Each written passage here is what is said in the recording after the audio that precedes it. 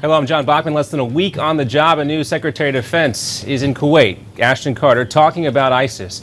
Carter has put together what's being called an unusual conference. It brings together top military and diplomatic intelligence experts to talk about ways to counter ISIS. Aides to Carter say he's not looking for alternatives to the current strategy. Instead, he wants to learn more about what's happening. Meanwhile, in northern Iraq, Kurdish forces have dealt a blow to ISIS, successfully defending a town not far from Mosul. The Peshmerga forces were helped out by American airstrikes. Iraq's military is reportedly preparing an assault to retake Mosul from ISIS this spring. Some controversy around that, too. Malls around the country today have stepped up security after a new terror threat.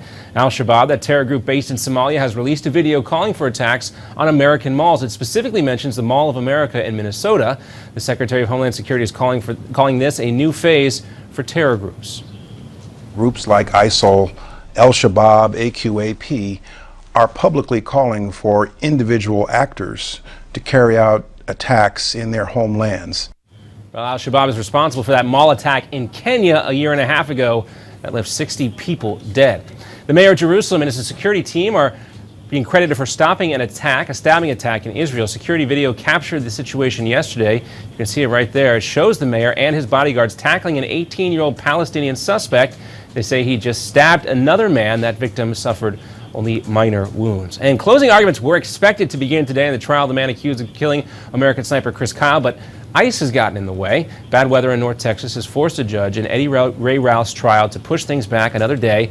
His lawyers have laid out an insanity defense. Routh is accused of killing Chris Kyle and Chad Littlefield at a Texas shooting range 2 years ago. The movie about Kyle's life, American Sniper, was virtually shut out of the Oscars last night. Birdman took the prize for Best Picture. Eddie Redmayne won the Best Actor for his portrayal of Stephen Hawking in The Theory of Everything. Julianne Moore took home Best Actress for playing a woman struggling with Alzheimer's in Still Alice. American Sniper did win for Best Editing. And 2 Georgia police officers are heard after responding to a violent domestic dispute. It happened at a home northeast of Atlanta. Investigators say the sheriff and the sheriff's deputy were the first ones on the scene. They made entry to the residence to see if there were other victims inside.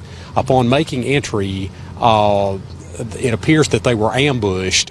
Well, that's when they were apparently attacked. You see their attacker, identified as a former police officer, was killed. The 2 officers were wounded. The 3rd victim was found outside of the home. And today we mark 70 years since one of the most iconic pictures in American history was taken. American Marines planting the flag at Iwo Jima, February 23rd, 1945. That picture, taken by photographer Joe Rosenthal, has echoed down through the years and gave rise to the memorial that now stands in Washington, D.C. We'll have another Newsmax Now update coming up for you in 30 minutes.